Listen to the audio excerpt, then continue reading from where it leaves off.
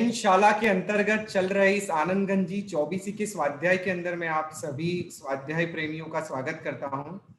पिछले स्वाध्याय के अंदर हमने बहुत ही सुंदर चंद्रप्रभ स्वामी का जो स्तवन है उसके ऊपर स्वाध्याय किया था और सभी लोगों ने बहुत ही भावुकता से और बहुत ही कंसंट्रेशन पूर्वक उसको सुना था और काफी मुझे तो फीडबैक भी आए उस स्तवन के रिलेटेड कि इतना उनको अच्छा लगा, इतना अच्छा लगा। और काफी लोग अपनी अपनी खुद की स्टोरी भी मुझे बता रहे थे कि कैसे उनके मम्मी पापाओं को अच्छा लगा, कैसे उन्होंने रिलेट किया वगैरह वगैरह। और मुझे आशा है कि सभी महानुभाव ये जो स्तवन की रिकॉर्डिंग आपको मिल रही है वो अपने सर्कल में भी शेयर करते होंगे, क्योंकि इतना सुंदर जब स्वाध्याय चलता है तो हमें लगता है कि हमने जो पाया वो कोई और को भी हम दे, उतना तो हम कर ही सकते हैं। इसी के साथ मैं आज के सेशन के अंदर रमजान भाई का स्वागत करता हूं।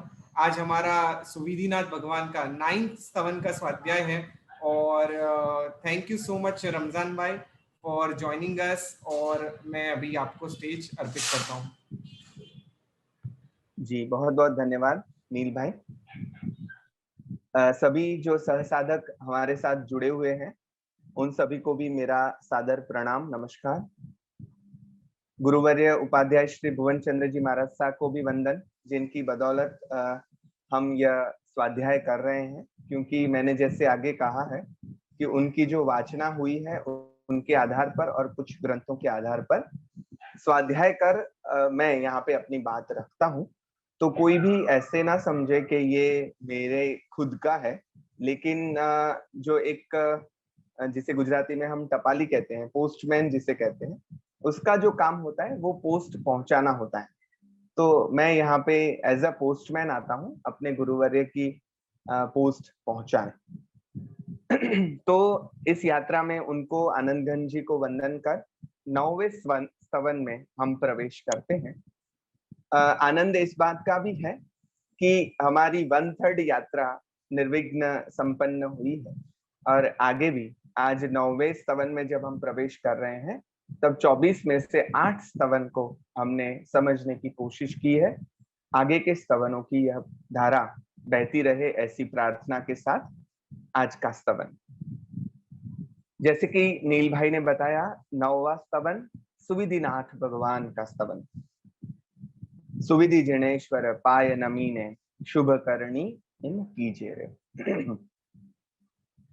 आगे के स्तवन में हमने दर्शन का मूल्य मानो समझा, स्पष्ट किया आनंदगंज जी महाराज ने। तो इस प्रकार से हम कह सकते हैं कि उन्होंने हमारी दर्शन शुद्धि की। इस प्रकार से आगे बढ़ते हुए, एक स्टेप आगे जाते हुए, यहाँ पे भगवान हमें अच्छे लगे, उनका मार्ग अच्छा लगा। वो स्वयं हमारे सामने नहीं है तो क्या हुआ, उनकी प्रतिमा तो है, उनकी मूर्ति तो है, वो हमें मनोहरी लगी, जैसे देखण दे रे सखी मुने देखण दे। तो भगवान के प्रति जो ये अहोभाव जगा, उसे व्यक्त करने के लिए कुछ ना कुछ चाहिएगा। हमारे भाव जो हैं एज ए ह्यूमन बीइंग, हम जो हैं व्यक्ति के तौर पर अपनी भावना को व्यक्त करने के लिए किसी न किसी क्रिया का आश्रय लेते हैं। We take a support of any क्रिया।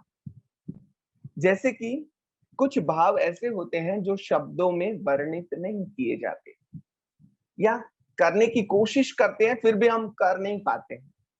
तो वैसे जो भाव होते हैं वो एक क्रिया से, एक बहुत ही छोटी सी क्रिया से, बिना शब्द के वो भाव जो है, वो भाव जो सामने वाला है उसके साथ उसके हृदय तक पहुंच जाता है।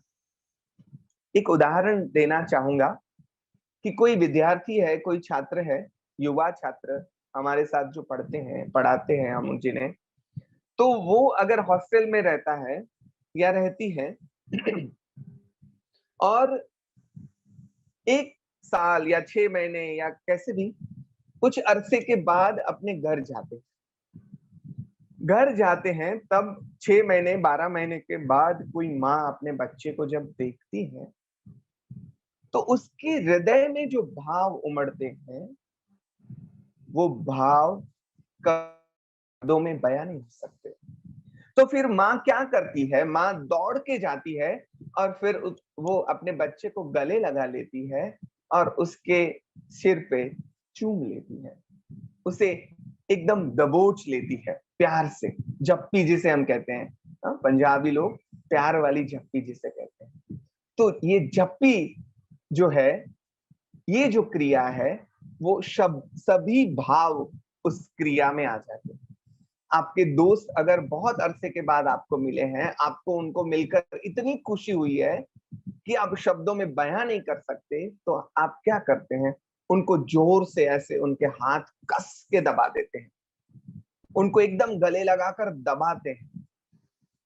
This is the style how you express your feelings. तो हम ह्यूमन बीइंग हैं, तो ह्यूमन बीइंग को अपना भाव प्रदर्शित करने के लिए किसी ना किसी क्रिया का साथ लेना पड़ेगा। तो हमारे यहाँ धर्म की बात जब चल रही है, तब क्रिया का सर्वांश त्याग उचित नहीं है, और दूसरी तरफ क्रिया में ही फंसे रहना ये भी उचित नहीं है। आगे के स्तवन में यह आएगा कि कौन सी क्रिया अध्यात्म कही जाएगी और कौन सी क्रिया नहीं, उसकी बात आगे के स्तवनों में आई है। लेकिन इस स्तवन में जैन धर्म में जो प्रचलित है, ऐसी पूजा जैसी एक बहुत ही पवित्र क्रिया जो है, वो किस प्रकार से होनी चाहिए, उसकी बहुत ही स्पष्ट एवं सचोट बातें आनंद गंजी महाराज ने इस स्तवन में हमें की है। हम सब जानते हैं कि आनंद गंजी महाराज जो हैं, वो श्वेतांबर मूर्ति पूजक परंपरा से हैं। हमारे यहाँ कोई अन्य परंपराओं से भी जुड़े हुए होंगे, जैसे कि दिगंबर हो, स्थानकवासी हो, तो उनकी परंपरा जो है उससे यह स्तवन, क्योंकि ये श्वेतांबर परंपरा का और उसमें भी मंदिर मार्गी परंपरा का से मिलजुल करता स्तवन है, क्योंकि पूजा की क्रिया जिस परंपरा के साथ जुड़ी है उसके साथ जुड़ी हुई यह बात है। लेकिन आगे जाके कुछ नई बात भी आएगी, जैसे कि हर स्तवन में आती है। लेकिन मूर्ति पूजा जिसे हम सगुण भक्ति कहते हैं, उस सगुण भक्ति के एक एक करके कैसे स्टेप हमें चढ़ने हैं, उसकी बात यहाँ पे आनंद गंजी महाराज ने हमें की है। यह एक बात और भी कहनी होगी, मजेदार बात जो है कि पूजा संबंधी ये बातें जो यहाँ पे हुई हैं, ऐसी बातें मैंने बहुत ढूंढने की कोशिश की, लेकिन मुझे बहुत मिले नहीं ज्यादातर स्तवन इसके संदर्भ में। तो मुझे लगता है कि यहाँ पे जो बातें आगे की जो बातें की गई हैं, उससे हम कहीं अछूते रह गए हैं। तो लेकिन आनंद गंजी महाराज ने उसकी यहाँ पे पूर्तता जो की है, जिस प्रकार से की है, आइए हम स्तवन में प्रवेश करते हैं और समझने की कोशिश करते हैं कि किस प्रकार से आनंद गंजी महाराज अपनी बात रखते हैं। इस स्तवन को केदार राग में भी गाया जा सकता है। थोड़ी कोशिश करता हूँ। वैष्णव जन जो है वो जिस प्रकार से गाया जाता है उस प्रकार से यह गाया जा सकता है। और भी राग आपको पता होंगे, लेकिन मैंने ये एक राग बिठाने की कोशिश की है, जैसे कि हमारे बड़े बुजुर्ग यहाँ पे बहुत चाहते हैं, तो आई हैव ट्राइड वंस। सुविधि जिने सर पाय नमीने, सुविधि जिने सर पाय नमीने, शुभ करणीम कीजे रे, अति घणो उलट अंग धरीने, अति घणो उलट अंग धरीने, प्रह उठी पूजी जे रे, सुविधि जिणे सर पाय नमी, सुविधि जिणे सर पाय नमीने, शुभ करणी इम कीजे रे, अति घणो उलट अंग धरीने, प्रह उठी पूजी जे रे। सुविधि जिणेश्वर, हम सब जानते हैं आनंद गंजी महाराज की यह स्टाइल अब हमें पता चल गई है, तो हम समझते हैं कि यहाँ पे आरंभ में नाम आया सुविधिनाथ भगवान।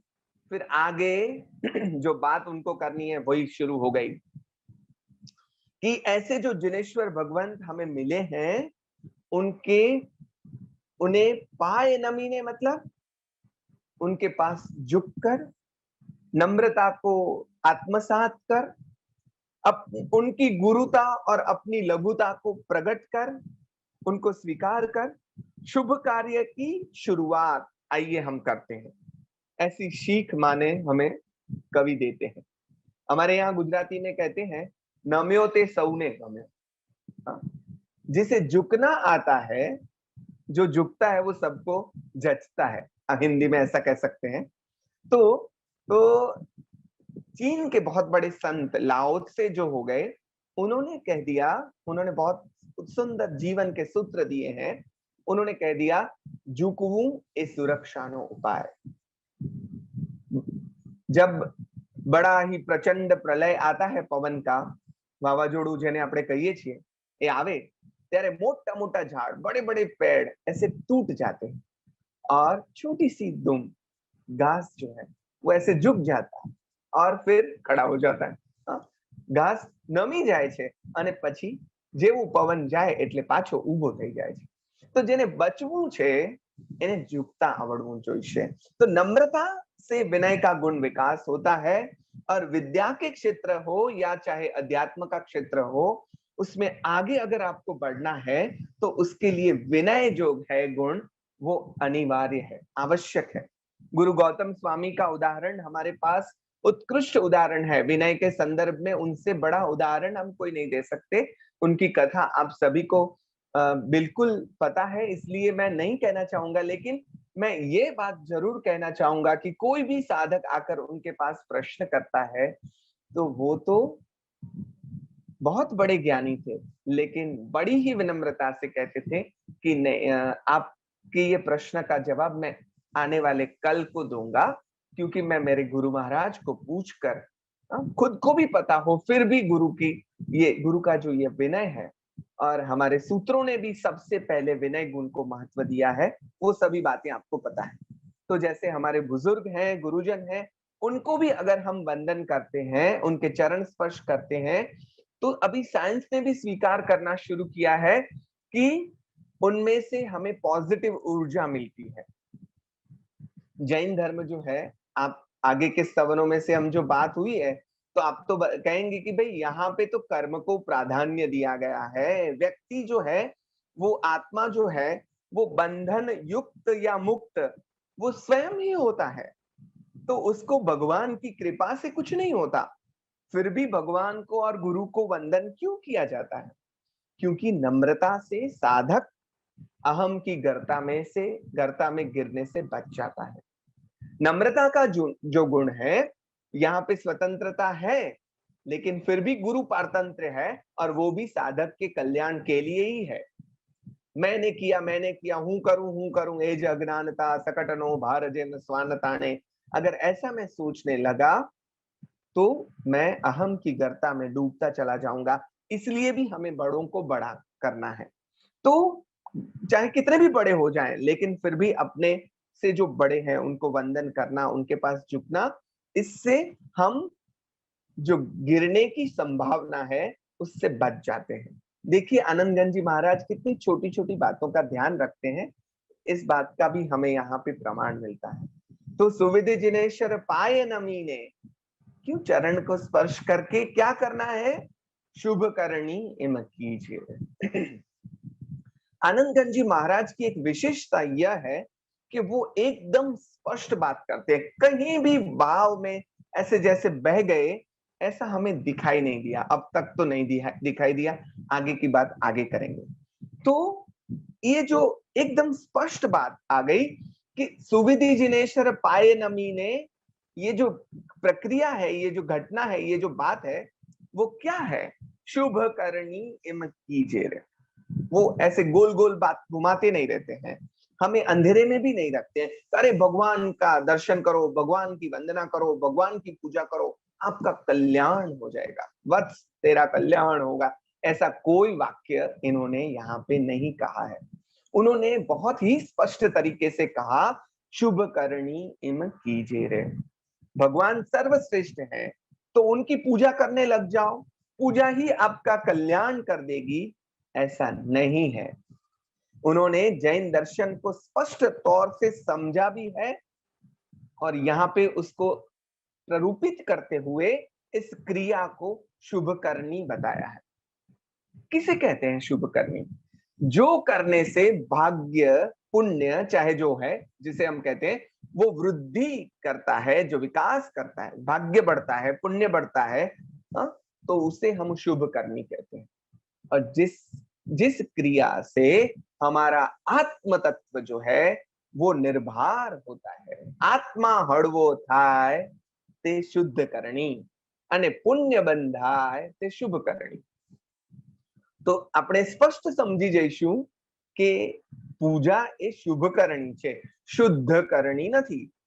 देखिए शुभ और शुद्ध दो शब्द हैं, यहाँ पे इन्होंने शुभ करणी इम कीजे रे ऐसी स्पष्टता कर दी।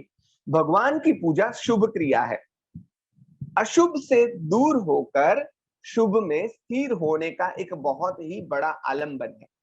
माने एक स्टेप तो आगे बढ़े हम, अशुभ में से निकलकर शुभ में तो रहे। आगे की भी यात्रा है, आगे के भी स्टेप हैं, ऐसा नहीं है कि शुभ पे अटक जाना है। दिक्कत यहाँ पे आती है कि हम कभी कभार वहीं पे अटक जाते हैं। हमारे बच्चों को कॉलेज पढ़ाते, अरे मतलब पढ़ाई करवाते हैं, तो उनको तो हम पहली दूसरी तीसरी कक्षा, चौथी कक्षा, पांचवी कक्षा, सेकेंडरी, हायर सेकेंडरी, कॉलेज वगैरह में पढ़ाते हैं। लेकिन इस संदर्भ में कभी कभार हम अपने आप को एक ही कक्षा में जीवन पर्यंत रखते हैं, मृत्यु पर्यंत रख देते हैं। तभी सोचने जैसे आनंदगंज जैसे गुरु महाराज जगाने की कोशिश करते हैं कि भाई उससे आगे का भी कोई स्टेज हो सकता है, सोचो तो सही। तो भगवान की पूजा करनी है, लेकिन कैसे करनी है? देखिए तुरंत हमें प्रश्न होगा, तुरंत जवाब मिलेगा आनंदगंज जी महाराज के पास से। करिए तो कैसे करेंगे? सब करते हैं इस प्रकार करेंगे, हमारे बुजुर्गों ने जिस प्रकार का हमें कहा है उस प्रकार करेंगे, या फिर डर के मारे करेंगे? भय विना प्रीति न होए एवं एक सूत्र है। तो डर के मारे बहुत सारे लोग जो हैं वो नरक के डर से शुभ काम करते हैं कि अरे फिर ऐसे कुछ करेंगे नहीं तो फिर नरक में चले जाएंगे, इसलिए डर के मारे करनी है? नहीं, आनंदगंज जी महाराज ने कह दिया, क्या कह दिया? उमंग थी, उलट थी, તમારા आनंद માટે करो, आपके खुद के एंजॉयमेंट के लिए कीजिए। सद्यः परिनिवृत्त है, कभी कभी मम्मट ने कह दिया कि कविता करो तो किस लिए करो? काव्यम यशसे अर्थकृते व्यवहार विदे शिवेत रक्षते कांता सम्मित तयोपदेश युजे। नहीं, सद्यः परिनिवृत्त माने कि अपने तत्काल मिल रहे अपने आनंद के लिए करो। उलट एवो शब्द वापरे, उलट का माना होता है उत्साह, उमंग, होश। अगर कोई व्यक्ति कोई काम उत्साह के साथ करता है और कोई जोर जबरदस्ती करता है, आपको कोई बैठा देगा, यहाँ पे बैठ जाना है और ये पढ़ना है, ये करना है, कैसे करें? जबरदस्ती बिठाया है उसमें और आपकी रुचि से बिठाया है उसमें बहुत फर्क है। एक उदाहरण से समझते हैं कि जैसे किसी स्त्री को लगता है कि अरे मुझे हर रोज रसोई बनानी है, ये करना है, वो करना है, वो बोर हो जाती है अपने काम से और वो जो रसोई बनाती है तो उसमें टेस्ट में फर्क आ जाता है। और अगर कोई अपने आनंद से, अरे मुझे रसोई बनाने में इतना मजा आता है क्योंकि मैं सभी को ये सुख दे सकती हूँ, परितृप्ति दे सकती हूँ, तो कितना अच्छा काम है। इस भाव के साथ, आनंद के साथ। हमारे यहाँ एक मुक्ता बहन जी हैं, तो उनकी रसोई सदैव अच्छी ही होती है, चाहे वो सादी सीधी रसोई भी क्यों ना हो। क्यों? क्योंकि भाव उसके साथ मिलता है। तो यहाँ पे यह बात अगत्य की है कि होश थी એટલે કે ભાવ थी। ગમે તો હોશ થાય, पहली शरत છે। होश, उत्साह कब आएगा? अब जब आपको कुछ अच्छा लगेगा तो उत्साह आएगा। बाहर शाहरुख खान मिलने आए खड़े हैं तो आप दौड़ के जाएंगे, अगर आपको अच्छे लगते हो तो। आपके कोई संगीतकार या क्रिकेटर या जो आपको अच्छे लगते हैं, मतलब अच्छे लगना पहली शर्त है। उत्साह आपको कब आएगा? जब वो अच्छे लगेंगे। और दूसरी बात ये है कि वो कौन है, आपको पता ही नहीं है कि बाहर खड़े वो अमिताभ है, तो आपको उत्साह नहीं आएगा। आपको पता चले कि अरे ऐसे सुपरस्टार आ गए हैं, तो आप दौड़ के उनको अपने घर में बुलाएंगे और जो हो पाएगा वो करेंगे। तो दो शर्त हैं, एक तो अच्छा लगना और दूसरा पहचानना। इसलिए अति घणो उलट अंग धरी ने, हाँ? अति घणो, घणो भी नहीं, अति घणो, बहुत उत्साह के साथ अंग में धारण करके प्रह उठी पूजीजे रे, प्रह उठी पूजीजे, उठता पेच, पहला करने जैसा काम, उठते ही पहला करने जैसा काम अगर कोई है तो वो भगवान की पूजा है। आप सब जानते हैं कि जैसे 24 घंटे हैं, उनको 4-4 घंटों के प्रहर में 8 प्रहर हैं, तो 3-3 घंटों के, सॉरी, तो 3-3 घंटों के 8 प्रहर हैं, 8 तेरी 24, तो દિવસના 4 પ્રહર અને રાત્રિના 4 પ્રહર। તો हम जिसे गुजराती में परोढ આપણે એવું કહીએ છીએ, બળબાખડું કહીએ છીએ। બળબાખડું माने जहाँ पे थोड़ा सा अंधेरा भी है, थोड़ा सा उजाला भी है। ऐसे यहाँ पे आनंदगंज जी महाराज ने सुबह जल्दी उठने की बात भी बता दी, जो ज्यादातर लोगों को अब शायद पसंद ना भी आए, लेकिन हमारे यहाँ योग के प्रशिक्षक गुरु भी बैठे हैं, डॉक्टर गीता जैन, तो वो बताएंगे हमें कि स्वास्थ्य के लिए वो कितनी अच्छी बात है। हमारे यहाँ तो पहले गुजराती में एक पंक्ति थी, राते वेला जे सुई वेला उठे वीर, आपके पुस्तक में भी है, बड़ बुद्धि बहु धन वधे सुखमा रहे शरीर। तो रात को जल्दी सो जाना है, सुबह जल्दी उठना है। सवार सुबह में उठते ही उसके बहुत सारे फायदे हैं, मैंने कहा गीता बहन उसके बारे में लेक्चर दे सकती हैं, लेकिन सुबह ही पूजा क्यों है, उसके कुछ वैज्ञानिक कारण भी है। जैसे कि रात की गाढ़ निद्रा से आपका मन शांत प्रशांत हो चुका है, विचारों की जो दौड़ है वो थोड़ी सी थम गई है, और वातावरण जो है वो शांत है, ठंडा है, उसके अनुकूल भी है। और ऐसे वातावरण में सहज हमारे भाव जो हैं वो प्रदीप्त होते हैं। तो अभी कुछ चहल पहल भी शुरू नहीं हुई है, दिन की शुरुआत अगर इतनी अच्छी रही तो पूरा दिन अच्छा जाएगा, वैसे वैसे हमारे सोच भी हमारी उसके पीछे रहती है। लेकिन सुबह जब हम एक भाव के साथ भगवान के पास जाते हैं, तो वहां पे हमारी अंदर की जो ऊर्जा है उसको, उसके साथ भगवान की ऊर्जा का भी मिश्रण हो जाता है, और मंदिर की भी ऊर्जा मिलती है। अभी मंदिर वगैरह जो है वो ऊर्जा के पुंज है, तो हम चार्ज हो जाते हैं मानो। यहाँ पे दैनिक शब्द नहीं आया है, लेकिन फिर भी हम जो उसको मानते हैं पालते हैं वो दैनिक क्रिया ये करते हैं। तो कोई भी काम अगर आप दैनिक करो, हर रोज करो, नियमित करो, तो उसके हिसाब से एक संस्कार पड़ने शुरू हो जाते हैं। तो નિયમિત કરતા કરતા આપણો જેમ એકડો ઘૂંટાતા વધારે મરોડદાર થાય છે, તેમ આ ક્રિયા પણ રોજ કરતા રહો એવું કીધું નથી, પણ આપણે સમજી લેવાનું। पर उसके पहले कुछ शर्त रखी है, शुद्धि जरूरी है। शुभ करनी करवा માટે કઈ શુદ્ધિ જરૂરી છે? આગળની પંક્તિમાં આવ્યું, દ્રવ્ય ભાવ શુચિ ભાવ ધરીને હરખે દેહરે જઈએ રે। દ્રવ્ય ભાવ શુચિ ભાવ ધરીને હરખે દેહરે જઈએ રે, દહતિગ પણ અહિગમ સાચવતા एक मना दूरी થઈએ રે। क्या बातें की है आनंदगंज जी महाराज ने, कि द्रव्य भाव सूची भाव धरी। दो प्रकार की सूची माने शुद्धि की बात हमारे शास्त्रों ने की है और उनकी आवश्यकता पर भार रखा है। एक द्रव्य सूची, शारीरिक शुद्धि, वस्त्र शुद्धि वगैरह वगैरह वगैरह, 7 प्रकार की शुद्धि बताई गई है। कहते हैं अंग वसन मन भूमिका पूजोपकरण सार, न्याय द्रव्य विधि शुद्धता शुद्धि 7 प्रकार। ऐसे शुद्धि के 7 प्रकार है, अंग है, वस्त्र है, मन है, भूमिका अपने अंदर की जो है, पूजा के जो उपकरण है, न्याय द्रव्य है, विधि की भी शुद्धता होनी चाहिए। यहाँ पे जो न्याय द्रव्य है, आप जो भगवान को चढ़ाने लेके गए हैं, वो द्रव्य भी न्याय से खरीदा हुआ या न्याय से हासिल किया हुआ होना चाहिए, न्याय से उपार्जित होना चाहिए। देखिए कितनी छोटी छोटी बातों को जैन धर्म ने यहाँ पे महत्व दिया है। हमारे यहाँ न्याय संपन्न वैभव की बात होती है। भगवान महावीर ने फिर गांधी जी ने भी उसको समझाया, साधन शुद्धि की बात गांधी जी ने भी की कि आपके पास बहुत सारे पैसे हैं, आप दान भी करते हैं, लेकिन दान लेने से पहले,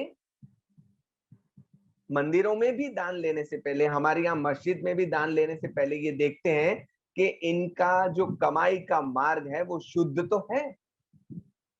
तो आप वैसे कुछ गलत काम करते हैं और फिर यहाँ पे लाखों का दान करते हैं, तो हमारे बहुत सारे ऋषि जन जो हैं, साधु जन जो है, उन्होंने मनाही की है कि पहले आप कीचड़ में पड़ो और फिर हाथ धो, उससे तो बेहतर है कि आप कीचड़ में पड़ो ही ना। तो यहाँ पे साधन शुद्धि की भी बात की, यह सब शुद्ध होना चाहिए। ऐसा नहीं है कि ऐसे अच्छे कपड़े पहन के चले गए, नहा धो के चले गए, और फिर शुद्ध होने की शुरुआत, आंशिक शुरुआत भी मानो यहाँ पे होती है। हर एक धर्म, चाहे वो जैन हो, हिंदू हो, बौद्ध हो, इस्लाम हो, शरीर शुद्धि से लेकर कपड़ों की शुद्धि और हर प्रकार की शुद्धि पर यहाँ पे भार देते हैं सब। तो उसके पीछे भी एक मनोवैज्ञानिक कारण हो सकता है। क्या है? सीधा साधा लॉजिक यह है कि आप ऐसे नहाए बिना जाएंगे देरासर और नहा के जाएंगे तो कितना फ्रेश फील होगा आपको। I don't have to say about this. तो आप खुद समझ सकते हैं, सूची स्वच्छता जिसे हम कहते हैं, गुजराती में तो कहेवत छे, स्वच्छता त्या प्रभुता। तो परम पवित्र स्थान पे हमें अगर जाना है तो कम से कम गंदगी को तो दूर कर सकते हैं, उसे हटा कर जाए। यहाँ पे जो बात है वो तन की शुद्धि से शुरू होती है, लेकिन धीरे धीरे मन की शुद्धि की और हमें यह बात ले जाएगी। मन मैला तन उजड़ा, ये बातें आती हैं, लेकिन धीरे धीरे शुरुआत तो ऐसे ही होगी जैसे हमें लगेगा कि अरे जैसे हमने कपड़ों को धोया वैसे मन को भी कभी धो लें। तो ऐसी मन की सफाई तक भी हम जाएंगे, लेकिन उसकी शुरुआत यहाँ से होगी। ऐसे सोचकर, ऐसी शुद्धि के साथ हरखे देहरे जाइए। हरख माने आनंद के साथ, हर हर्ष जरूरी है। ऐसे कोई दबा के आपको भेज रहा है, माँ बाप भेज रहे हैं कि जाओ दर्शन कराओ, पूजा कराओ, और आप जाते हैं और आपने आनंद से जाते हैं, उसमें जमीन आसमान का फर्क होता है। इसलिए किसी ने कह दिया, निरखी निरखी तुझ बिंब नेरे, हर्षित हुए मुझ मन, सुपास सुहामणो रे।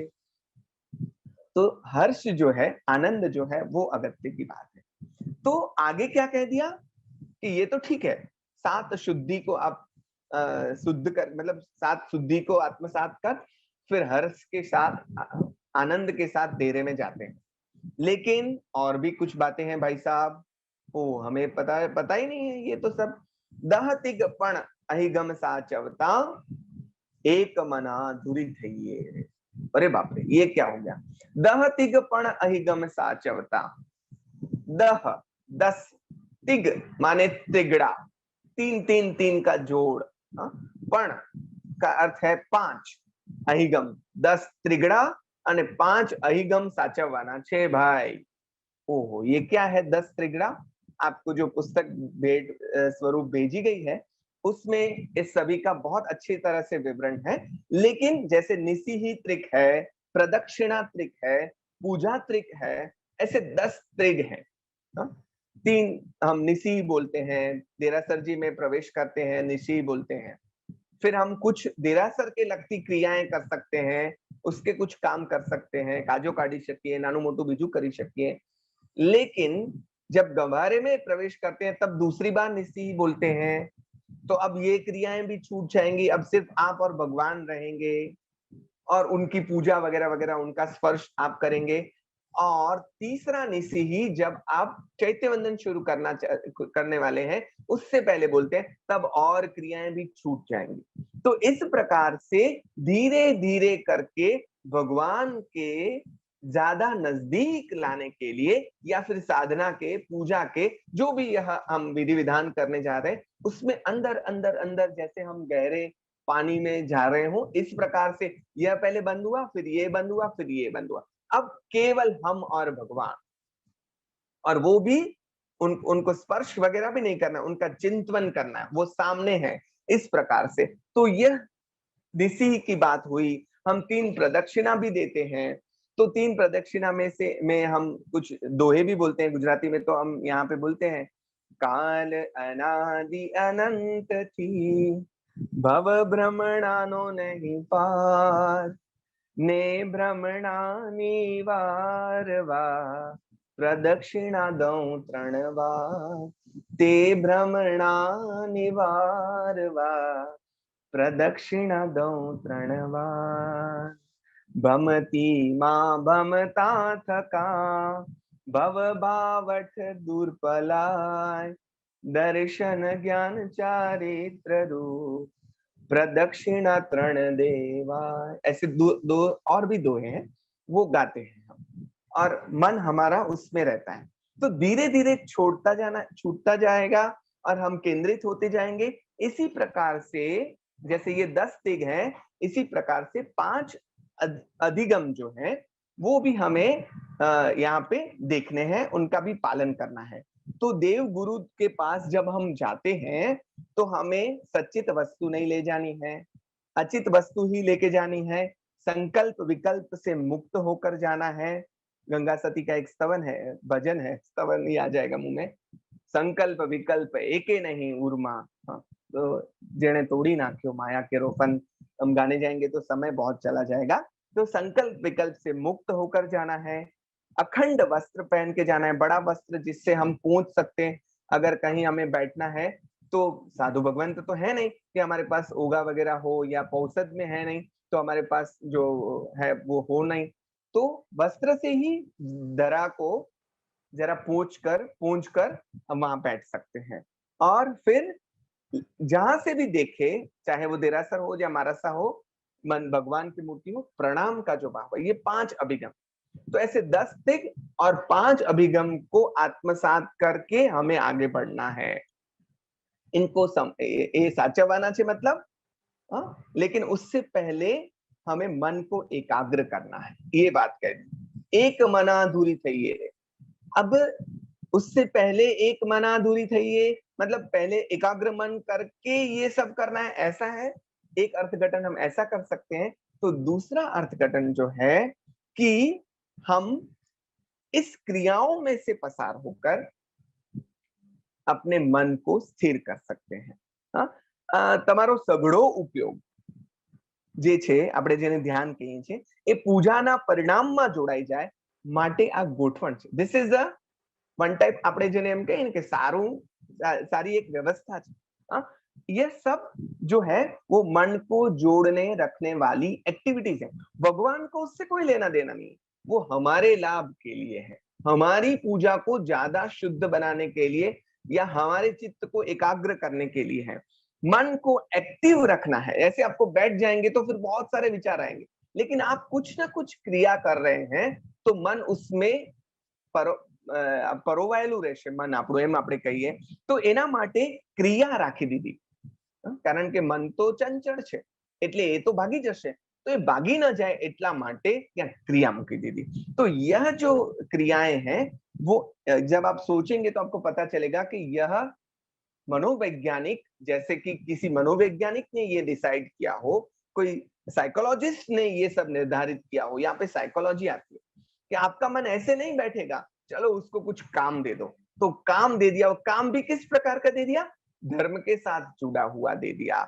और फिर ऐसे काम दे दिए जो काम करते करते अब कोई अधर्म का काम नहीं करते, भगवान के नजदीक जाने की क्रिया करते हैं। तो मन को स्थिर करने की बात भी यहाँ पे आ गई। तो मानो साधना मार्ग में मन को भी स्थिर करना है, यह भी हमने समझ में आ गया। भगवान के पास जाते पूर्व यहाँ पे जो या अपेक्षाएं रखी गई हैं कि आपको ऐसा ऐसा ऐसा होना चाहिए, तो उसके लिए हमें पता चलता है कि अगर हम किसी राजा महाराज के पास भी जाते हैं, किसी बड़े व्यक्ति के पास भी जाना है हमें, तो भी कुछ उसके जो प्रोटोकॉल है, आपको राष्ट्रपति को मिलना है तो you have to follow the protocols. तो यहाँ पे भी प्रोटोकॉल आपके लिए ही है, वहां पे उनके लिए है, लेकिन यहाँ आपके लिए, आपके भले के लिए। आगे बढ़ते हैं। आपके माने हम सबके। हाँ, तो तीसरी गाथा में कहते हैं कुसुम अक्षत वरवास सुगंधी धूप दीप मन साखी रे। अंग पूजापण भेद सुनी इम गुरुमुख आगम भाखी रे। कुसुम फूल, अक्षत माने ચોખા આપણે જેને કહીએ, વરવાસ સરસ સુગંધિત વાસ, ધૂપ દીપક, આ બધું મન સાખી રે। धूप दीप मन साखी रे, मन को साक्षी रख के करना है। यहाँ पे एक बहुत बड़ा इशारा है आनंदगंज जी महाराज को का हमें कि यह सब हमें किस प्रकार से करना है, अपने आप को साक्षी रख के, अपने मन को साक्षी रख के। किसी और को दिखाने के लिए यह नहीं करना है कि देखो हम कितना ऐसे भगवान की पूजा करते रहते हैं, 2 घंटे तक हमने पूजा की। You don't have to show anyone, ये आपके खुद के लिए है। इसलिए संजम 32 में तो उपाध्याय यशो विजय जी महाराज ने उसकी 28वीं गाथा में तो कह दिया, आत्म साखे धर्म जे तिहा जननु शू काम। आत्म साखे धर्म जे, धर्म कैसे करना है, आत्मा की साक्षी। आत्म साखे धर्म जे तिहा जननु शू काम। और आगे की पंक्ति तो बहुत मार्मिक कह दी, जन मन रंजन धर्मनु मूल न एक बदाम। जन मन रंजन धर्मनु मूल न एक बदाम। अगर आप जन मन रंजन, जन यानी लोग, उनके मन का रंजन करने के लिए, उनका मनोरंजन करने के लिए कुछ क्रिया कर रहे हैं, तो उसका मूल्य तो एक बादाम के जैसा भी नहीं, कौड़ी का भी नहीं है। तो आपको तो आत्म साक्षी से धर्म करना है। दान दिया तो भी किसी को आत्म साक्षी से दिया। इसलिए आगे बढ़ते हैं हम। लेकिन एक समय शायद ऐसा भी होगा, यहाँ पे 5 प्रकार की पूजा, अंग पूजा बताई गई है। एक प्रश्न भी होता है कि जैसे कुसुम पूजा, फूल पूजा तो अंग पूजा है, लेकिन अक्षत पूजा वो अंग पूजा नहीं है। और उसी प्रकार शायद हो, हम ऐसे भगवान के ऊपर अक्षत ऐसे उड़ाते हैं, उनका एना આપણે ઉવારણા લઈએ છીએ ત્યારે ઉડાવી, પણ ધૂપ દીપ તો અંગ પૂજા ન ગણાય। અહીંયા એમ કીધું કે અંગ પૂજાના 5 ભેદ છે, પણ ગુરુમુખ આગમ ભાખી રે। એટલે एक समय ऐसा भी होगा शायद कि जहां पे ऐसी परंपरा होगी, ऐसा हम समझ सकते हैं। इसके पीछे का कुछ मर्म समझने की कोशिश हम करेंगे। लेकिन यहाँ पे इतना समझ में आता है कि शायद उनके समय में या उनके आगे के समय में ऐसी भी कोई परंपरा हो, या अन्य किसी परंपरा में भी ऐसे 5 प्रकार से, जैसे दिगंबर हो या अन्य किसी में ऐसे 5 अंग पूजा के 5 प्रकार भी कहे जाते हो। तो इससे आगे बढ़ते हैं। अंग पूजा के भेद हैं, लेकिन उसके पीछे का मर्म क्या है वो समझने की बात हमें है। तो प्रकार करता पण अगत्यनु एना पाछळनो उद्देश्य छे वो समझने की कोशिश हम करेंगे। लेकिन ऐसी पूजा का फल क्या मिलेगा वो आगे की गाथा में आता है। चौथी गाथा में जो बताते हैं वो क्या कहते हैं, एहनु फड़ होए भेद सुनी जे अनंतर ने परंतर रे। अनंतर, अंतर नहीं पण अनंतर ने परंपर रे। एहनु फड़ होए भेद सुनी जे अनंतर ने परंपर। तो क्या कह दिया कि उसका जो फल मिलेगा उसको 2 बातों में बांट दिया। कैसे फल मिलेगा, 2 प्रकार से फल मिलेगा। एक अनंतर, अनंतर का मतलब क्या है, इंस्टेंट, तात्कालिक, जिन्हें आप कहें तुरंत, ऐसे जैसे आपने क्रिया की नहीं और आपको फल मिला, वो अनंतर फल, इंस्टेंट। और कुछ जो है वो परंपर है। परंपर माने कालांतर, समय के, कुछ समय के बाद, जैसे हम अभी की भाषा में लॉन्ग टर्म इन्वेस्टमेंट कहते हैं, वो परंपर है। तो 2 प्रकार से हमें लाभ मिलेंगे, एक अनंतर और परंपर।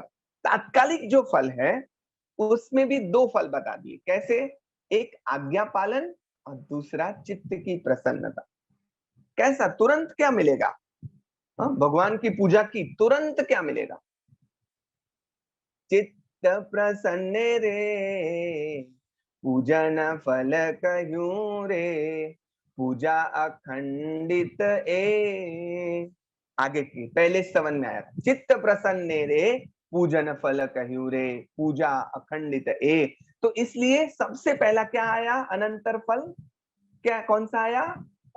आना पालन माने आज्ञा पालन, और चित्त प्रसत्ति माने चित्त की प्रसन्नता। तो भगवान की पूजा की, तुरंत हमें आनंद आनंद हो गया। तो वो पहली तुरंत का फल है। और दूसरी बात जो ये है कि भगवान की आज्ञाओं का सहज तौर से पालन हो गया, ये भी फल है। यहाँ पे हम जब बैठते हैं पूजा करने के लिए तो पाप कुछ नहीं करते हैं, जो भी करते हैं वो जैसे जयना करते हैं, किसी जीव की हिंसा ना हो वैसा काम करते हैं, और शुभ भावों में राजते हैं, कुछ देने की कोशिश करते हैं, त्याग करते हैं, तो ये सब भगवान की आज्ञा का पालन है। तो इस प्रकार से आज्ञा पालन भी हो गया, उसका भी लाभ मिला, और चित्त प्रसत्य माने चित्त की प्रसन्नता का भी लाभ मिला। और लॉन्ग टर्म इन्वेस्टमेंट क्या हो गया? तो कि सदगति मिलेगी, या फिर मुगति सुगति सुर मंदिर रे, मुक्ति मिल सकती है, वो ना मिले तो सदगति मिल सकती है, और या फिर सुर मंदिर रे माने देव गति भी हमें प्राप्त हो सकती है। हमें कुछ अपेक्षा नहीं रखनी है, लेकिन पूजा करेंगे तो ऐसा कुछ ना कुछ तो मिलेगा। तो जैसे हमने देखा कि भगवान की पूजा हमने की, तुरंत ही हमें आनंद मिला।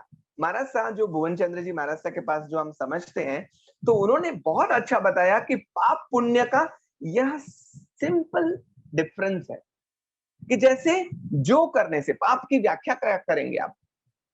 जो करने से, करते वक्त, करने के बाद, करते वक्त, करने से पहले, करते वक्त और करने के बाद आपको बेचैनी महसूस हो, वो पाप है। करने से पहले भी, करते वक्त भी और करने के बाद भी जो भी क्रिया आपको बेचैनी देती है तो वो पाप है। और जो करने से पहले भी, करते वक्त भी और करने के बाद भी आपको आनंद देती है, वो पुण्य है। देखिए पाप और पुण्य की कितनी सिंपल व्याख्या दे दी। हाँ, किसी शास्त्र में नहीं जाना है, ये इतना सोच लो, अपने आप को पूछ लो कि अगर आपको वो चिंतित करती है या फिर आनंद देती है। संकोच, हमारे गुरुजन डॉक्टर दर्शनाबेन ढोलकिया ने उनकी मदर का दिया हुआ एक सूत्र हमें दिया है कि पाप पुण्य की व्याख्या का सबसे छोटा सूत्र आप भी वो आत्मसात कर सकते हैं। क्या सूत्र है? प्रगट माने पुण्य, प्रगट एटलू पुण्य अने छानू एटलू पाप।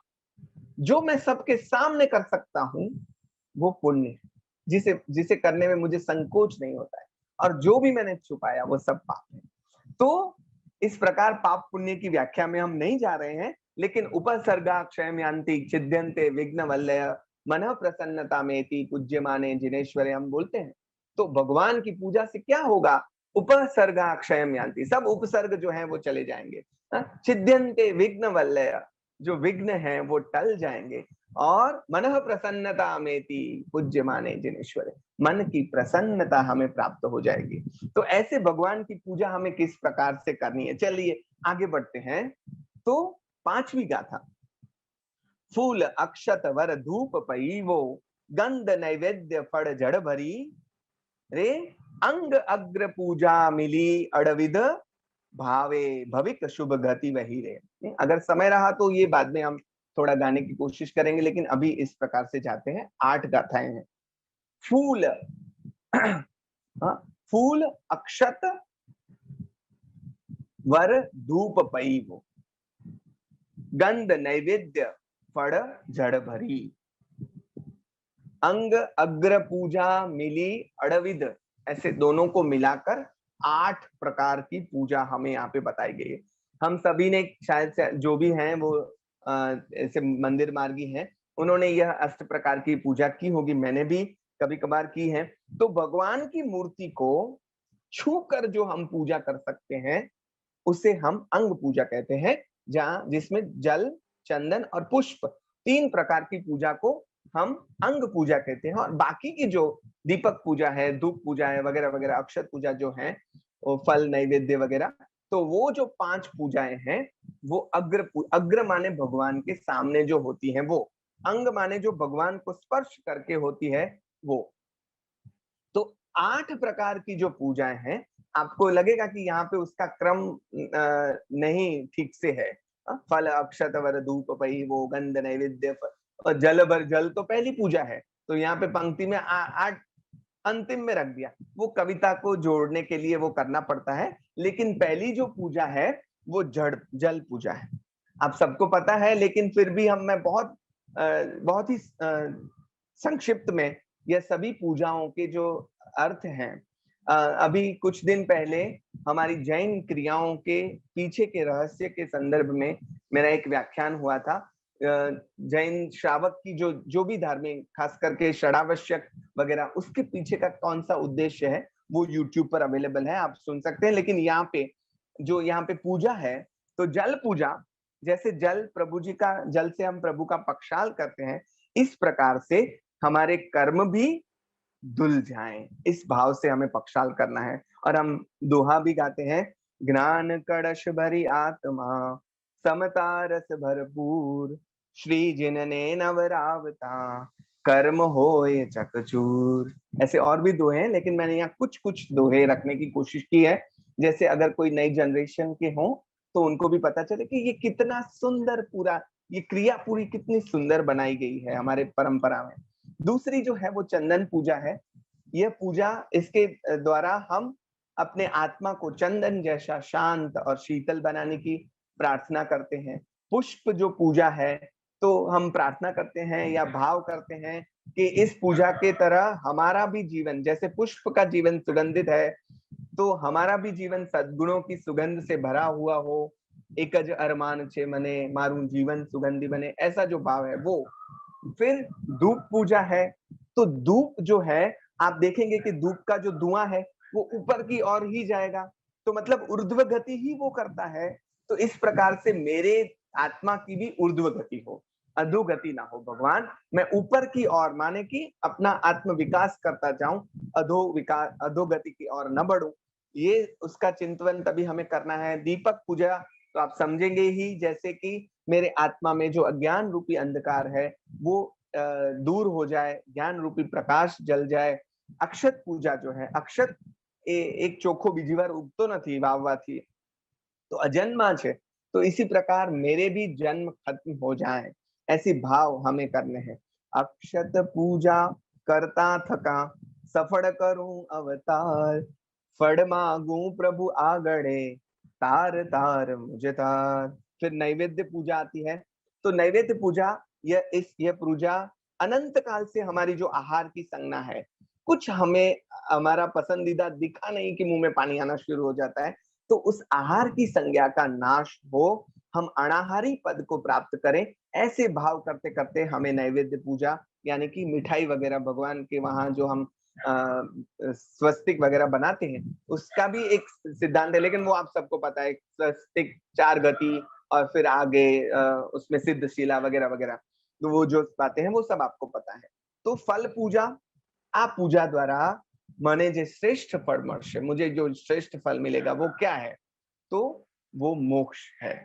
तो ऐसे फिर सब उसके भी दोहे हैं, और ये दोहे गाकर फिर हम सब बोलते हैं, ओम ह्रीम श्री परम पुरुषाय परमेश्वराय जन्म जरा मृत्यु निवारणाय श्रीमते जिनेन्द्राय फलम यजामहे स्वाहा। फिर ऐसे डंके से डंग डंग डंग डंग डंग ऐसे करके बहुत सुंदर तरीके से थाली बजती है, और फिर हम भगवान की पूजा करते हैं। तो इस प्रकार से, जैसे महाराज साहब ने बहुत अच्छा कहा कि यहाँ पे परफॉर्मिंग आर्ट का उपयोग किया गया है। देखिए, puja is a one type of performing art. जैसे हमें जो भी भाव जगाना है, अगर वो क्रिया करेंगे तो वो भाव जगेगा, इसलिए एक्टिंग डाल दी, क्रिया डाल दी या एक्शन डाल दिया, और इस 8 प्रकार की पूजा जो करेगा वो सदगति को प्राप्त होगा, मुक्ति को नहीं। हाँ, यहाँ पे ये भी समझ लेना है, मुक्ति को प्राप्त करेगा। लेकिन आगे क्या कह दिया, 70 भेद 21 प्रकारे 78 शत भेदे रे, भाव पूजा बहुविध निर्धारी, दोहग दुर्गति छेदे रे। 70 भेद, अष्ट प्रकार की पूजा जैसे हमने देखी, उस प्रकार से 70 भेदी पूजा भी होती है, आप सबको पता है। इस प्रकार से 21 प्रकार की पूजा भी, 21 प्रकार की पूजा भी होती है, और 78 शत भेदे रे, यह जो शब्द है उससे मुझे ये कहना होगा, महाराज ने हमें ये बताया कि अठोत्तर माने 8 वत्ता उत्तर, शत माने 100। तो एक समय पे ये प्राकृत की स्टाइल है बताने की कि 108 कैसे बोलना है। अठो, अठ वत्ता इतर, 100 बाद में आया। जैसे अभी हम बोलते हैं 108, तो मैंने 100 को पहले बोलते हैं, 8 को बाद में बोलते हैं। और यहाँ पे देखिए अठोत्तर शत भेदेर, तो 8 उत्तर 100, यानी 100 के बाद 8 अगर डाल दें तो 108 प्रकार की भी पूजा की जाती है। तो अठोत्तर 108 हो, चाहे 21 हो, चाहे 70 भेदी पूजा हो, तो ये सब प्रकार हैं। यहाँ पे हमें अटक नहीं जाना है। 2 प्रकार की पूजा की बात आगे आई, एक अंग पूजा की बात, फिर अग्र पूजा की बात, और यहाँ पे आई भाव पूजा की बात। तो क्या कह दिया? भाव पूजा बहुविध निर्धारी, दोहग दुर्गति छेदे रे। तो भाव पूजा तो कितने प्रकार की है, बहुविध। बहुत ही उसके प्रकार हैं, बहुत ही उसके स्वरूप हैं। भाव पूजा बहुविध निर्धारी, किस प्रकार से? जैसे चैत्य वंदन है, स्तुति है, स्तवन है, वगैरह वगैरह जो है वो सब भाव पूजा है। लेकिन यहाँ पे कह दिया भाव पूजा बहुविध निर्धारी, मतलब अनेक प्रकार से भाव पूजा हो सकती है। तो यहाँ पे भाव पूजा का हम क्या अर्थ करेंगे दोस्तों? भाव पूजा का अर्थ है भगवान की आज्ञा का पालन। जब जब आप भगवान की आज्ञा का पालन करते हैं तो मानो आप भाव पूजा कर रहे हैं। भगवान ने क्या आज्ञा दी है? सर्ववीरती, न कर सके तो देशवीरती। जैन धर्म इज अ वेरी फ्लेक्सिबल धर्म। ये कर सकते हैं, अच्छा कीजिए, नहीं कर सकते ये कीजिए, नहीं कर सकते ये कीजिए, नहीं कर सकते मांस खमन नहीं कर सकते, अट्ठाई कीजिए, नहीं कर सकते उपवास, जैसे उपवास कीजिए, नहीं कर सकते, अरे एकाशना कीजिए, नहीं कर सकते, व्यासना कीजिए, नहीं कर सकते, चौवियार कीजिए, नहीं कर सकते, तीवियार कीजिए, नहीं कर सकते, दुवियार तो कीजिए। जो भी कर सकते हैं वो कीजिए, प्लीज स्टार्ट समथिंग। तो यहाँ पे जितना भी आप कर सकते हैं वो करते हैं, तो भगवान की आज्ञा का पालन हुआ। और भगवान की आज्ञा का पालन माने भाव पूजा। जैसे किसी को आपने क्षमा कर दी, उसका अपराध था, फिर भी आपने उनको क्षमा कर दिया, तो आपने भगवान की पूजा ही कर ली। जैसे आपने किसी वस्तु का त्याग कर दिया, आपने भगवान की पूजा कर ली। आपने किसी के प्रति प्रेम, करुणा, मैत्री बहा दी, आपने भगवान की पूजा कर ली। जो भी छोटा सा भी सही, अगर आपने कोई अच्छा आचरण कर लिया तो आपके द्वारा भगवान की पूजा हो गई। अब जो आनंदगन स्टाइल की बात हम कर रहे थे आरंभ में, वो यहाँ पे आती है। देखिए किस प्रकार से आनंदगन जी महाराज ने पूजा का महत्व समझाते हुए, धीरे धीरे उसकी बात स्पष्ट करते हुए, पूजा को मंदिर की 4 दीवारों से बाहर निकालकर हमारे रोजमर्रा की जिंदगी के साथ जोड़ दिया। आनंदगन जी महाराज ने ही नहीं जोड़ा, भगवान ने जोड़ा है, शासन ने जोड़ा है। लेकिन आनंदगन जी महाराज बहुत ही अच्छे तरीके से हमें ये बात सब बताते हैं कि भाई जिए जाने वाले जीवन में ही पूजा को जोड़ देना है, तो जीवन ही पूजा हो जाएगा, जीवन ही मंदिर हो जाएगा। तो यहाँ पूजा 24 घंटे शुरू हो जाएगी। द्रव्य पूजा तो जो फिल इन द ब्लैंक्स, जो खाली जगह रही है उसको भरने के लिए है। मूलतः तो भाव पूजा है। तो जो भाव पूजा में पहुंच गए, इसलिए आपको अब उदाहरण दूं कि जो भाव पूजा में पहुंच गए, जैसे कि हमारे साधु साध्वी भगवंत हैं, वो उसके आगे के स्टेज पे हैं।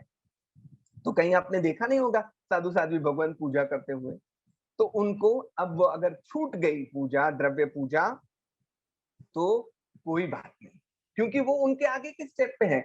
और साधु साध्वी क्यों, अगर आपने पौषध किया है तो भी आपसे ये द्रव्य पूजा छूट जाएगी तो चलेगा, क्योंकि आप आगे के स्टेज पे हैं। तो मात्र धूप, दीप, घंट बजाना, इससे हमारा काम नहीं चलने वाला। आनंदगन जी महाराज कहते हैं कि धर्म का जीवन में आचरण करना है, तो वही तो सही पूजा है, सही माने में पूजा है। और ऐसी पूजा क्या करेगी? दोहग दुर्गति छेदे रे, आपका, आपकी दोहग, दोहग माने दुर्भाग्य, तो दुर्भाग्य और दुर्गति दोनों का छेदन कर देगी। दोनों का छेद उड़ा देगी। कैसे? दुर्भाग्य माने जीवन के संदर्भ, इस जीवन के संदर्भ में, और दुर्गति माने आगे जीवन પછી નીંજે જીવન છે એને પણ સુધારી દેશે। આ બંનેનો છેદ ઉડાડી દેશે। દોહગ दुर्गति छेदे रे। तो ऐसे पूजा की बात करते करते धीरे धीरे पूजा से मुक्त हो जाने की भी बात आनंदगंज जी महाराज ने कर दी। मुझे ये बात आपको यहाँ इसलिए बतानी है कि बाल जीव जो है वो आगे की जो दो प्रकार की पूजा है, अंग पूजा है और अग्र पूजा है, वो करेंगे। फिर उसके आगे के स्टेज में वो भी भाव पूजा भी करेंगे, लेकिन तीसरा जो प्रकार है वो आगे बढ़ने वालों के लिए है। तो हम सोचते हैं कि सबको ऐसे क्यों समझ में नहीं आता है। एक बार मेरे दो गुरु साथ में हो गए थे, दर्शना बहन और भुवन चंद्र जी महाराज साहब की संगोष्ठी चल रही थी, और दर्शना बहन ने एक बात की कि महाराज साहब, पहले मुझे लगता था कि क्यों सबको कुछ समझ में नहीं आता है, फिर मुझे लगा कि नहीं नहीं, सबके बस की बात नहीं है, सबको सब समझ में नहीं आता है।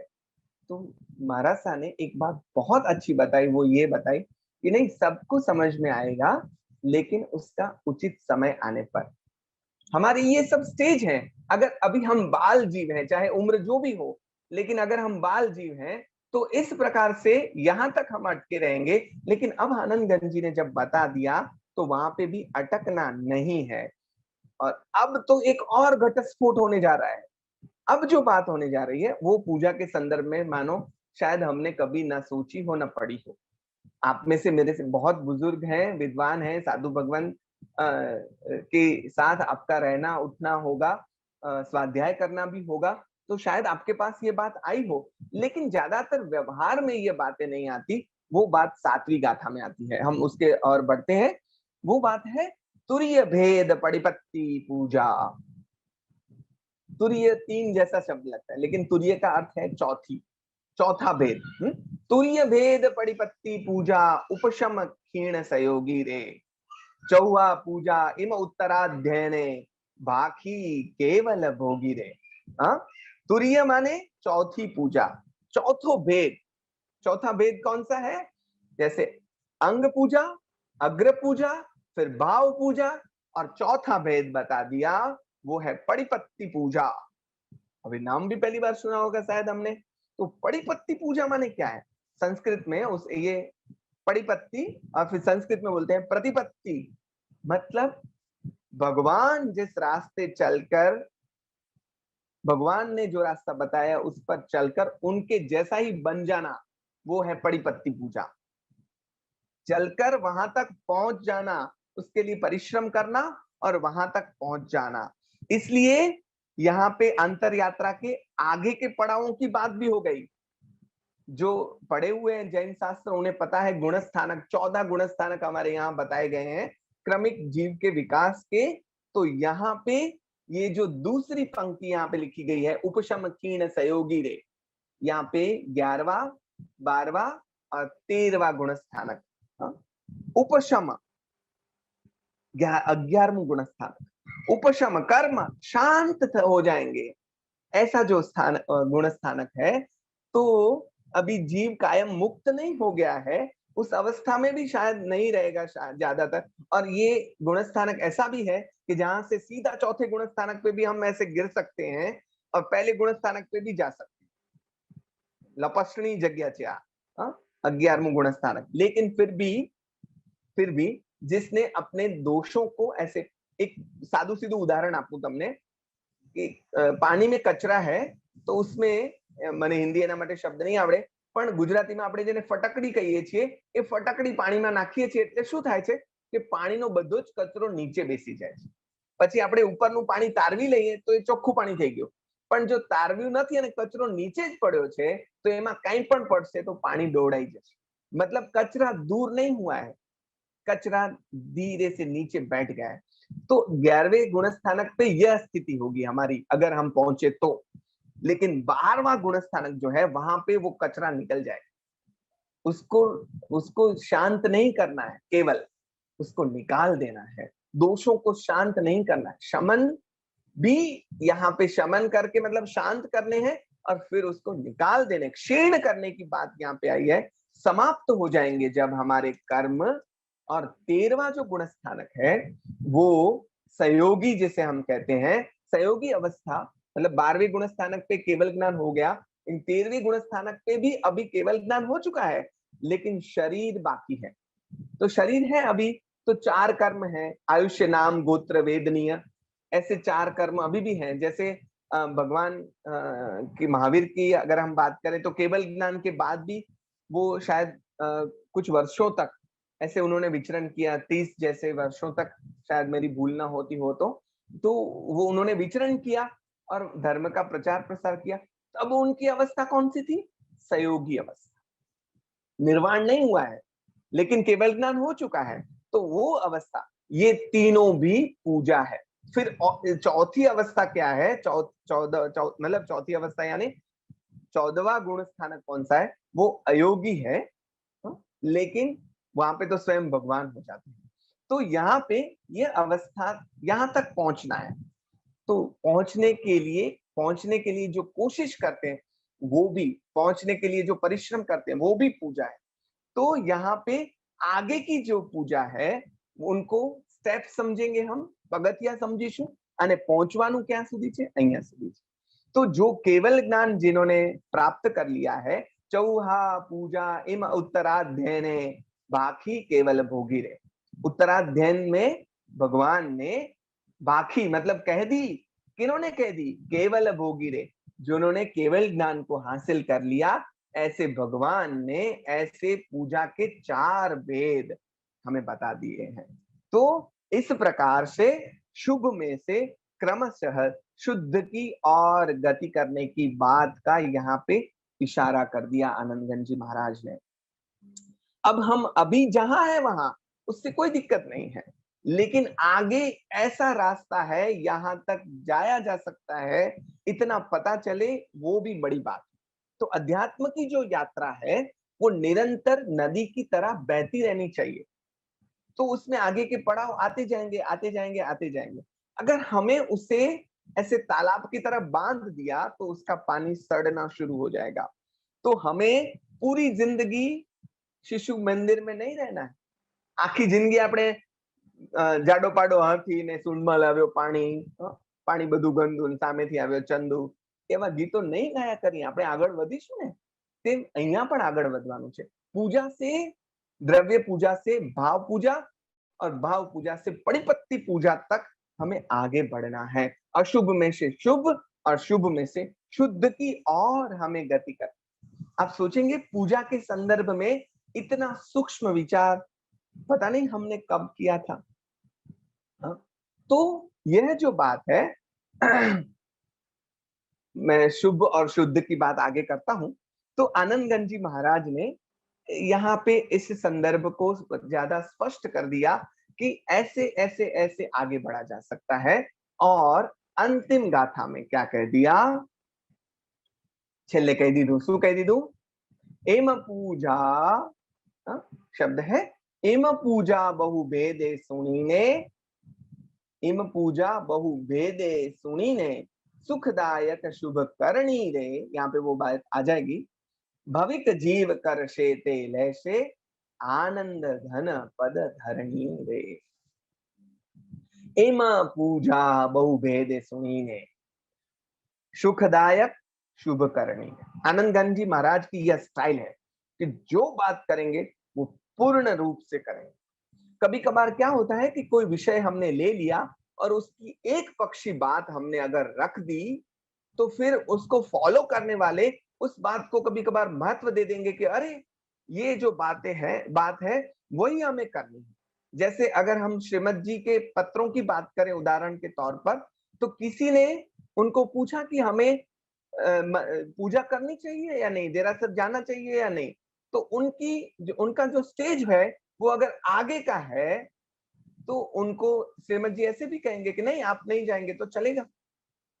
तो अगर हम उस शब्द को जनरलाइज करेंगे तो दिक्कत आ जाएगी, क्योंकि वो एक व्यक्ति के लिए था और किसी को उन्होंने बता दिया कि नहीं आपको तो हर रोज पूजा करने जाना है, तो हमने लगेगा कि यहाँ पे तो ऐसा कह दिया, वहां पे तो वैसा कह दिया, किसको फॉलो करना है? आपको अपनी स्थिति के संदर्भ में उसको लेना है। तो इस प्रकार से आनंदगंज जी महाराज की स्टाइल जो है ना, एक स्तवन में पूरी बात कह दी, मानो आपको कोई उलझन ही ना हो। तो उन्होंने क्या कह दिया कि भाई इस प्रकार के पूजा के भेद हैं, और इस प्रकार की जो पूजा है वो सुखदायक शुभ करनी है। सुखदायक किस प्रकार से है आपको पता है, अनंतर और परंपर, उसकी बात हमने की। शुभ करनी है, एक जो प्रश्न यहाँ पे आया, शुभ करनी और शुद्ध करनी में क्या भेद है। शुभ करनी माने हमारे शुभ कर्मों को बढ़ाने वाली, मतलब पुण्य को बढ़ाने वाली। शुभ की और, जैसे अशुभ है, फिर शुभ है, और फिर शुद्ध है। शुद्ध क्रियाएं कौन सी हैं? हा? हम जो सामयिक वगैरह करते हैं वो शुद्ध क्रिया है। हा? और साधना में जो हमें करना है, कायोत्सर्ग जो हम करते हैं, वो शुद्ध की ओर ले जाने वाली क्रिया है। लेकिन आलंबन तो हमें जो लेंगे, जैसे भगवान के दर्शन किए, उनकी पूजा की, वो सब शुभ है। हा? शुभ अच्छा है, लेकिन शुद्ध नहीं है, उसको भी छोड़ना है। जैसे गुरु की भक्ति है, गुरु गौतम स्वामी ने अपने गुरु का इतना अहोभाव था, तो गुरु के प्रति भक्ति है, वो शुभ है, बहुत अच्छी बात है। Then at last we have to leave that, अंत में तो उसे भी हमें छोड़ना है, क्योंकि वो शुद्ध करनी नहीं है। शुद्ध करनी क्या है? साधना जो है वो शुद्ध करनी है। हा? राग द्वेष को क्षीण करने में जो हम करते हैं, संवर निर्जरा वगैरह वगैरह, उसके लिए जो हम करते हैं वो शुद्ध करनी है। तो शुद्ध की बात तो बहुत आगे आएगी, लेकिन तब तक के लिए हम क्या कर सकते हैं? शुभ का आलंबन लेकर शुद्ध की ओर गति करते हैं।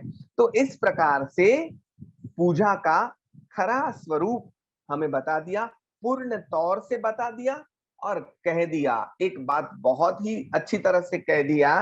कह दी, क्या कह दी? कि आचर्षेते ना भाव भविक जीव करशेते लेश। ऐसे बातें सुनने से कुछ नहीं होगा, ऐसे सोचने से कुछ नहीं होगा, समझ लेने से कुछ नहीं होगा। कब होगा काम? भविक जीव करशेते लेश। जो करेगा, जो करेगा वो ही प्राप्त करेगा। जिसने कोशिश की वही उसको प्राप्त कर पाएगा। तो फिर से वही बात आ गई, परिश्रम की बात, मेहनत की बात, साधना की बात, कि भाई करवा मंडो करवा मंडो करवा मंडो। तो द्रव्य पूजा से लेकर स्वयं पूज्य रूप बन जाए हम। वो कैसे हो जाएगा? आनंद घन पद धरणी रे, वो स्वयं पूज्य हो जाएगा। तो पूजा से लेकर पूज्य रूप बनने तक की यात्रा का इस स्तवन में वर्णन आया है। तो पूरे स्तवन पर हम एक बार नजर करें तो भगवान की पूजा करने के लिए आह्वान करते हैं आनंदगंज जी महाराज, और हमें कहते हैं कि सुविधि जिनेश्वर पाय नमीने शुभ करणी इन कीजे रे। उल्लास के साथ भगवान की पूजा करें, और लेकिन उससे पहले यह शुद्धि वगैरह वगैरह जो बातें हमने की हैं वो करके फिर धीरे धीरे धीरे वो भगवान की पूजा को समझना है। और कुसुम अक्षत वगैरह वगैरह वो तो सब प्रकार हैं पूजा के, लेकिन उसके दो फल जो हैं वो बताए गए, अनंतर और परंपर। वो फल हमें मिलेंगे, लेकिन उसको भी ऐसे तो उसकी अपेक्षा न रखकर आगे बढ़ते रहना है। कैसे? अष्ट प्रकारी वगैरह वगैरह को छोड़कर भाव पूजा में हमें, और फिर भाव पूजा से परिपत्ति पूजा, मतलब इस स्थान तक पहुंचने के लिए परिश्रम जिस प्रकार करना है, उसकी प्रेरणा देते हुए पूजा के संदर्भ का अगर कोई स्तवन आप देखें तो उसमें उल्लास, गीत, मनोरंजन, ये सब बातें आएंगी। भगवान को उल्लासित करने की बात, मतलब अपने आप को भगवान के प्रति उल्लसित करने की बात वगैरह आएंगी। ये जो बातें यहाँ पे आनंदगंज जी महाराज ने की हैं वो ज्यादातर नहीं की गई हैं, इसलिए हमारे लिए यह विषय भी शायद नया हो, थोड़ी बातें भी नई हो, ऐसा हो सकता है, लेकिन करने जैसा यह है। ऐसा आनंदगंज जी महाराज ने हमें कह दिया। हमने अपनी मति के अनुसार सोचने, समझने और बताने की कोशिश की है। शायद आपके बहुत सारे प्रश्न भी हों, तो जिसके उत्तर मैं दे सकूंगा वो मैं देने की कोशिश करूंगा। जी रमजान भाई, thank you so much for such a beautiful स्वाध्याय। जितने भी श्रोतागण स्वाध्याय प्रेमी, अगर आपको कोई भी प्रश्न है तो रमजान भाई से पूछ सकते हैं। आपको आपका वर्चुअल हैंड रेज करना है, आपके यहाँ थम्स अप का सिंबल रहेगा, हैंड रेज कर सकते हैं आप। I can allow you to ask Ramzan भाई। रमजान भाई, एक प्रश्न आया है। हाँ मीन जी। आपने एक्सप्लेन किया ही है, पर फिर भी उनकी जिज्ञासा है और जानने की कि शुभ से शुद्ध की ओर जाने के लिए शुभ को भी तो अंत में छोड़ना पड़ेगा, हाँ ऐसा जी। मैंने सुना है। तो इसके ऊपर थोड़ा शुभ और शुद्ध के ऊपर और थोड़ा हाँ, वो मैंने लास्ट में बताया वही है कि शुभ अभी तो हम जो कर सकते हैं वो शुभ ही है। जैसे आपने किसी को दान दिया, आपने किसी को मदद की, आपने भगवान के दर्शन किए, यात्रा की, जो भी किया, अच्छा जो जो भी आप कर रहे हैं, तो वो जैसे अभी कह दिया ना, समण सुत्तम में एक गाथा आती है कि भाई आपको दूर तक की यात्रा करनी है, तो राह भी तकनी है, तो ऐसा कीजिए ना कि आप पेड़ के नीचे खड़े रहकर राह तकिए। तो ऐसे जरूरी नहीं है कि आप धूप में खड़े हो जाओ। तो शुभ जो है वो पेड़ की छांव जैसा है कि जब तक जैसे आप अच्छे कर्म करते रहे, पुण्य भी अर्जित करते रहे, अंत में तो आपको पुण्य जो है उनको भी खपाना है, लेकिन पुण्य जो है वो आपको सदगति की ओर लेके जाएंगे, और फिर आपकी आगे की यात्रा जो है उसको ज्यादा थोड़ी सॉफ्ट बना देंगे, उसको कंफर्टेबल बना देंगे। तो उसके लिए वो उपकारी है। शुभ शुभ को त्याज्य नहीं समझा हमारे यहाँ, शुभ करना ही है, लेकिन ये समझ के रखना है कि अंत में तो पुण्य को भी छोड़ना है, अंत में इसको भी छोड़ना है। इस बात की समझदारी अगर रही, उस समझदारी के साथ उस शुभ के कार्य को करना है। तो शुभ के प्रति जो हमारा, जैसे हम वो जो अपेक्षा रहे, अपेक्षा से करते हैं ना, कुछ अच्छा करते हैं तो अंदर से एक अपेक्षा रहती है, अच्छा हम कर रहे हैं, अच्छा फल मिलेगा। वो सोचे बिना शुभ करते ही रहना है बस। तो धीरे धीरे आपकी यात्रा शुद्ध की और ही, भाव शुद्ध का रखना है, करना चाहे शुभ पड़े, भाव शुद्ध का रखना है। जी जी रमजान भाई। किसी को और प्रश्न है? आप हैंड रेज कर सकते हैं या चैट बॉक्स में भी डाल सकते हैं। किसी को कोई हाँ, प्रश्न है तो हैंड रेज कर सकते हैं। નહીતર હું એકાદ પંક્તિ ગાઈ શકીશ હા એટલે હા પ્લીઝ રમજાન ભાઈ, પ્રશ્ન નથી તો તમે ગાશો તો બહુ મજા આવશે। हाँ। યસ। हाँ, तो शुरू से ही एक आध दो पंक्ति मैं लेना चाहूंगा। जैसे मैंने कहा कि यह केदार राग है, तो नरसिंह का प्रिय राग। वैष्णव जन जिस प्रकार से हमारे यहाँ लोक संगीत में जो गाते हैं वो इस प्रकार से गाते हैं। वैसे लता मंगेशकर वगैरह ने जो गाया है वो थोड़ा सोफिस्टिकेट है, लेकिन हमारे यहाँ भजनिक जो गाते हैं वो इस प्रकार से गाते हैं।